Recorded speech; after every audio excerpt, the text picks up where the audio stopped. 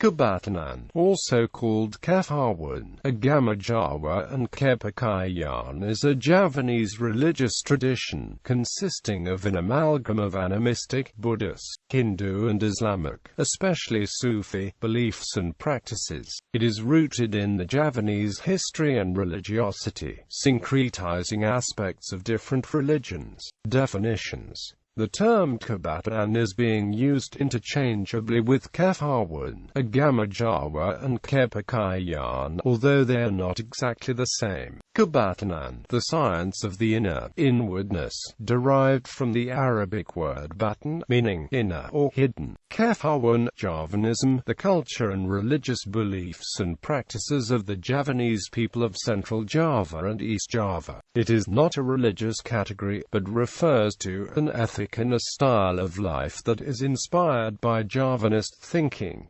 Agama Jawa, the Javanese religion. Kepercayaan, belief, faith. Full term, Kepercayaan kepada Tuhan Yang Maha Esa, believer in one mighty God. Kepercayaan is an official cover term for various forms of mysticism in Indonesia. According to Caldara, it is not an apt characterization of what the mystical groups have in common. It includes Kebatinan, Kejawen and Kerohanian. Kebatinan is the inner-directed cultivation of inner peace, rooted in pre-Islamic traditions, whereas Kejawen is outer-directed and community-oriented, manifesting in rituals and practices. History. Java has been a melting pot of religions and cultures, which has created a broad range of religious belief. Animism was the first religion at Java. Hinduism and Buddhism. Indian influences came first with Hinduism, which reached the Indonesian archipelago as early as 1st century. In the 4th century, the kingdom of Kutai in East Kalimantan, Tarumanagara in West Java, and Holing in Central Java were among the early Hindu states established in the region. Several notable ancient Indonesian Hindu kingdoms are Mataram, famous for the construction of the majestic Prambanan temple, followed by Kediri and Singhasari. Since then, Hinduism along with Buddhism spread across the archipelago and reached the peak of its influence in the 14th century. The last and largest among Hindu-Buddhist Javanese empires, Majapahit, influenced the Indonesian archipelago. Hinduism and Buddhism penetrated deeply into society, blending with the indigenous tradition and culture. One conduit for this were the ascetics, called Resi, who taught mystical practices. A Resi lived surrounded by students, who took care of the master's daily needs. Resi's authorities were merely ceremonial. At the courts, Brahmin clerics and Pujanga legitimized rulers and linked Hindu cosmology to the political needs. Small Hindu enclaves are scattered throughout Java, but there is a large Hindu population along the eastern coast nearest Bali, especially around the town of Banyuwangi. Nowadays, Bali is still predominantly Hindus, while Buddhist communities also exist in the major cities, primarily among the Chinese Indonesian. Islam. Java adopted Islam around 1500 CE. Islam was first accepted by the elites, which contributed to the further spread and acceptance. Sufi and other versions of folk Islam were most easily integrated in the folk religion of Java. The learned versions of Sufi Islam and Shari-oriented Islam were integrated at the courts with rituals and myths of the existing Hindu-Buddhist civilization. Clifford Geertz described this as a Bungan and Priya, the lower class and elite varieties of Javanese syncretism. The Kyi, the Muslim scholar of the rite, became the new religious elite as Hindu influences receded. Islam recognizes no hierarchy of religious leaders nor a formal priesthood, but the Dutch colonial government established an elaborate rank order for mosque and other Islamic preaching schools. In Javanese peasantry, the Kyi perpetuated the tradition of the Resi. Students around him provided his needs, even peasants around the school. Christianity was brought to Java by missionaries, first from the Dutch Reformed Church, and in the 20th century also by Roman Catholics, such as the Jesuits and the Divine Word missionaries. Nowadays there are Christian communities, mostly Reformed, in the larger cities, though some rural areas of south-central Java are strongly Roman Catholic. Roman Catholics and other Christian groups have been persecuted for their beliefs such as a ban on Christmas services, but there are no such things like that nowadays. Islam and Kebatinan. Nowadays more than 90% of the people of Java are Muslims, on a broad continuum between Abangan and Santri. Although Java is nominally Islamic, Kejawen, the syncretic Javanese culture, is a strong undercurrent. Pre-Islamic Javan traditions have encouraged Islam in a mystical direction. Some Javanese texts relate stories about Syncretizing, who had conflicts with Wali Sanggup, the 9 Islamic scholars in Java, and the Sultanate of Demak. Although Syncretizing was a Sufi whose teaching were similar with al-Hallaj, most of his followers come from Kebatinan. Some historians have doubted the existence of Syncretizing, suggesting the stories represent conflicts between Kebatinan and Islam in the past. With the Islamization of Java, there emerged a loosely structured society of religious leadership revolving around Kiai, Islamic experts possessing various degrees of proficiency in pre-Islamic and Islamic law, belief and practice. The Kiai are the principal intermediaries between the village's masses and the realm of the supernatural. However, this very looseness of Kiai leadership structure has promoted schism. There were often sharp divisions between Orthodox Kiai, who merely instructed in Islamic law, with those who taught mysticism and those who sought reformed Islam with modern scientific concepts. As a result, the Javanese recognize two broad streams of religious commitment: Santri Putahan, those who pray, performing the 5 obligatory daily ritual prayers. They are more orthodox in their Islamic belief and practice, and oppose the Abangan, who they consider to be heterodox. Abangan, the red ones, who do not strictly observe the Islamic rituals. They have mixed pre-Islamic animistic and Hindu-Indian concepts with a superficial acceptance of Islamic belief, and emphasize the importance of the purity of the inner person, the batin. This distinction between the high Islam, a scripturalist, Shari-oriented Islam of the Ulama, and living local Islam, or folk Islam, or popular Islam, is not restricted to Java, but can be found in other Islamic countries as well. Ernest Gellner has developed an influential model of Muslim society, in which this dichotomy is central. He sees a dialectical relationship between the two, with periods of scripturalist dominance followed by relapses into emotional, mystical, magical folk Islam. Modernity, especially urbanization and mass literacy, unsettles the balance between the two by eroding the social basis of folk Islam. An irreversible shift to scripturalist Islam occurs, which is in Gellner's view the equivalent of secularization in the West. Ruinesson finds this too limited, and distinguishes 3 overlapping spheres: Shari-oriented Islam, Sufism, the periphery of local rituals, local shrines, local spirit cults, and heterodox beliefs and practices in general. Javanese syncretistic religiousness has a strong popular base, outnumbering the Santri and the support for Islamic political parties. Choi relates this to a Javanese apparent openness to new religions, but filtering out only those elements which fit into the Javanese culture. Choi mentions several reasons for this nominal Islamic identity. The Islamic scholars in Java have been trained in curricula which were geared for social conditions of 2 or 3 centuries ago, lacking the ability to impart the spirit and sense of Islam, the inability to summarize the principles of Islam in understandable basic points which can be applied to daily life. Kebatinan can be learned and understood without the need to learn Arabic. In the early 20th century, several groups became formalized, developing systematized teachings and rituals, thus offering a high form of Abungan religiosity as an alternative to the high Islam. Bruinessen opines that the Kebatinan movements is a deliberate rejection of scriptural Islam, which arose out of folk Islam characteristics.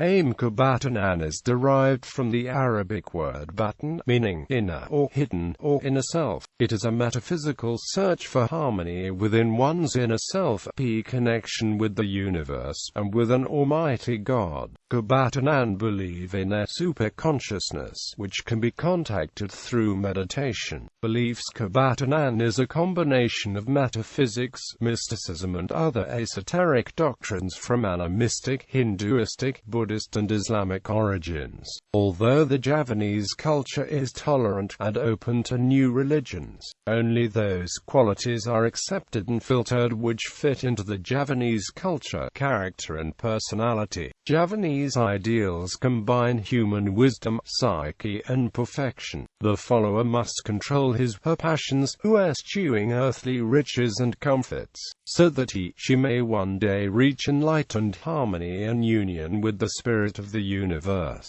According to Choi, the Kebatinan have no certain prophet, sacred book, nor distinct religious festivals and rituals. Nevertheless, various Kebatinan movements have their own foundational writings and founders. A Kebatinan practitioner can identify with one of the 6 officially recognized religions, while still subscribe to the Kebatinan belief and way of life. Membership. Although Kebatinan is a predominantly Javanese tradition, it has also attracted practitioners from other ethnic and religious groups, such as Chinese and Buddhists, and foreigners from Australia and Europe.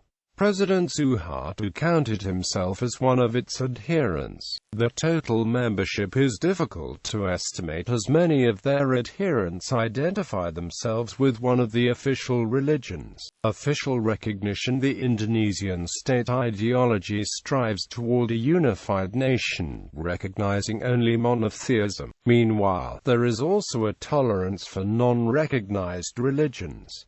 A broad plurality of religions and sects exist. In the middle of 1956, the Department of Religious Affairs in Yogyakarta reported 63 religious sects in Java other than the official Indonesian religions. Of these, 22 were in West Java, 35 were in Central Java and 6 in East Java. These include also Kebatinan groups, such as Sumara. This loosely organized current of thought and practice was legitimized in the 1945 Constitution, but failed to attain official recognition as a religion. In 1973 it was recognized as Kepercayaan Kepada Yang Maha Esa, but withdrawn from the jurisdiction of the Ministry of Religion and placed under the jurisdiction of the Ministry of Education and Culture. Practices. A variety of practices is being used in Kebatinan to acquire ilmu, namely taraka and taparabrata. Many Kebatinan followers practice in their own way to seek spiritual and emotional relief. These practices are not performed in churches or mosques,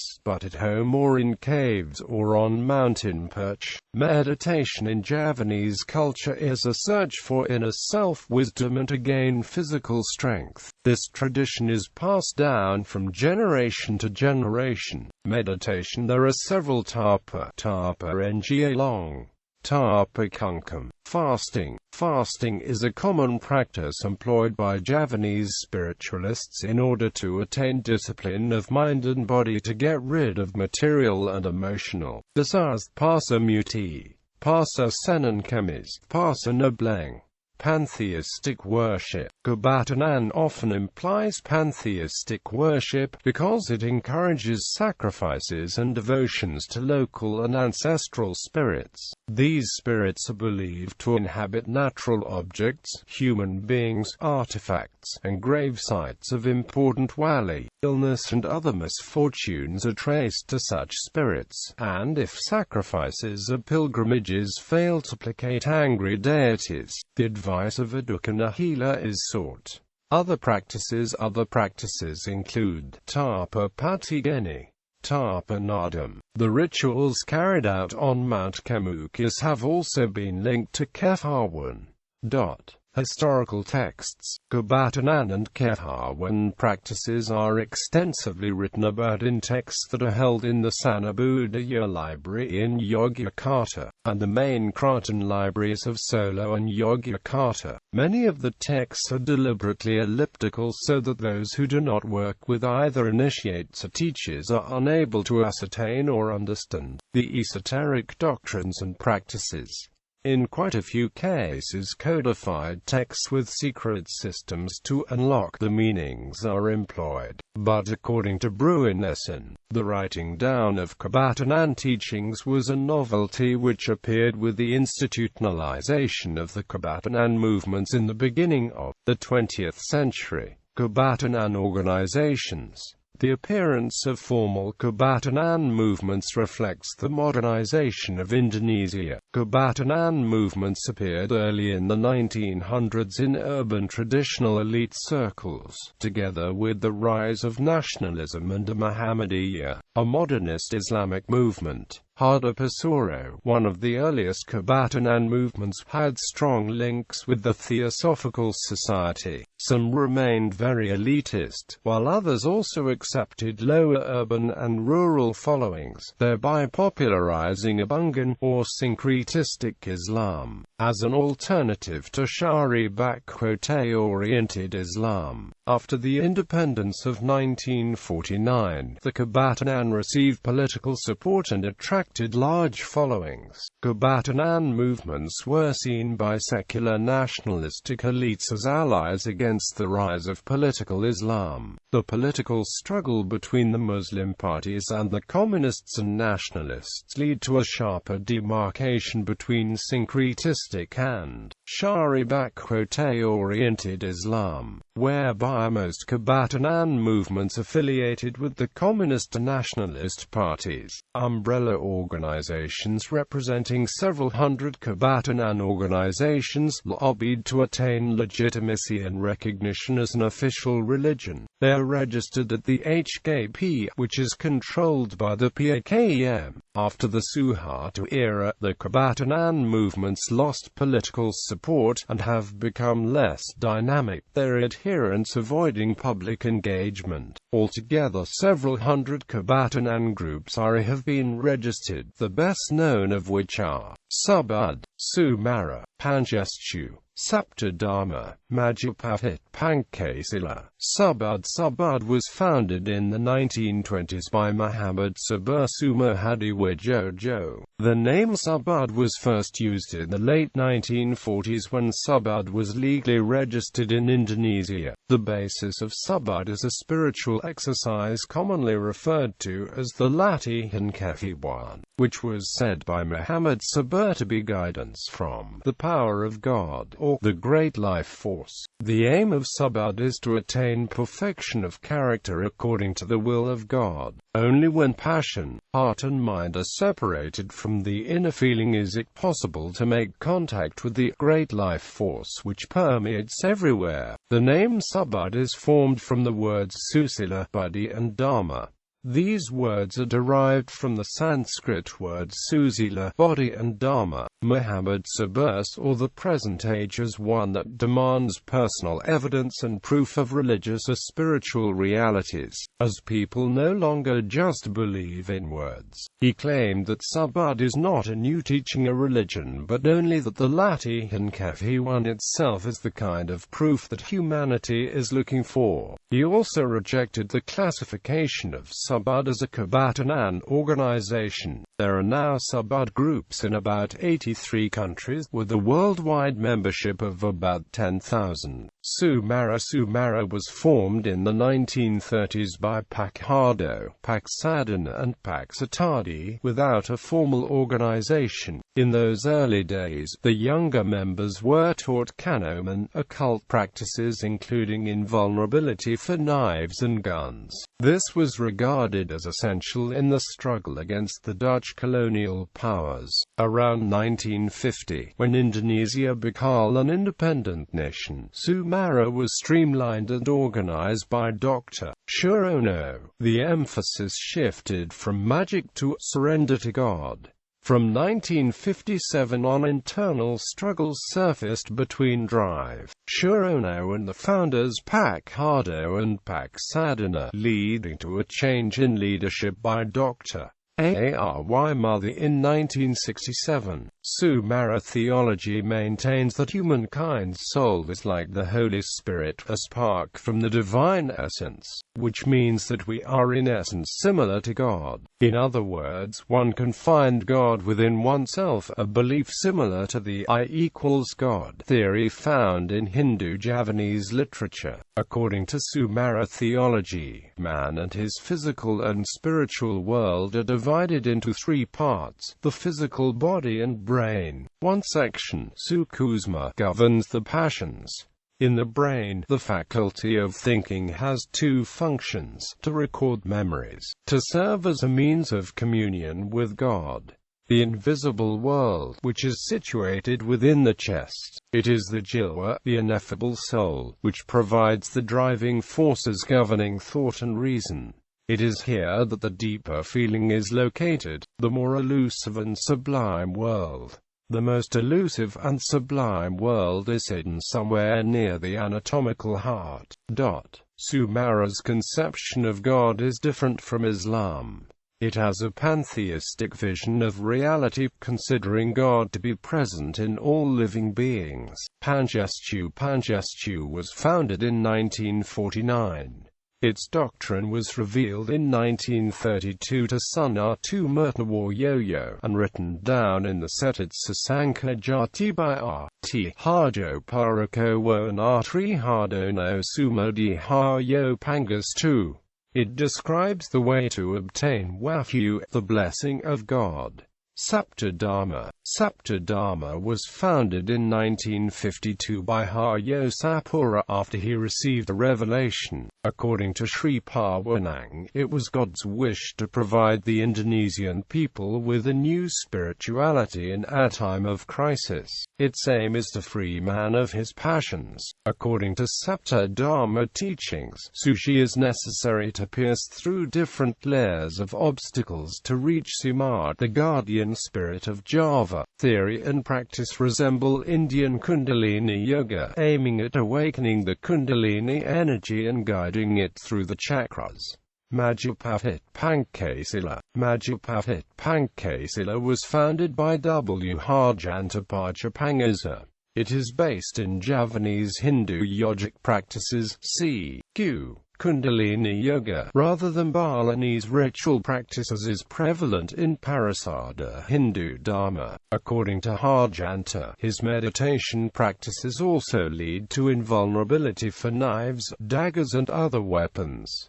Spread of Kebatinan, Malaysia. Kebatinan beliefs have spread to some parts of Malaysia in which certain individuals have combined it with Islamic concepts. This has led to the Malaysian Islamic authorities declaring elements of Kebatinan to be Syriac and un-Islamic. Kebatinan interpretations of Islam are widespread in Malaysia among practitioners of silent, traditional healers and some preachers. Netherlands. In the Netherlands, the former colonial power in Indonesia, some Kebatinan groups are active. Singapore. Since the majority of Singaporean Malays are of Indonesian descent, particularly from Java, many of Kebatinan are still practiced, usually among older people. However, the practice is still widespread among some Javanese Silat and Kuda Kepang groups, and also traditional shamans.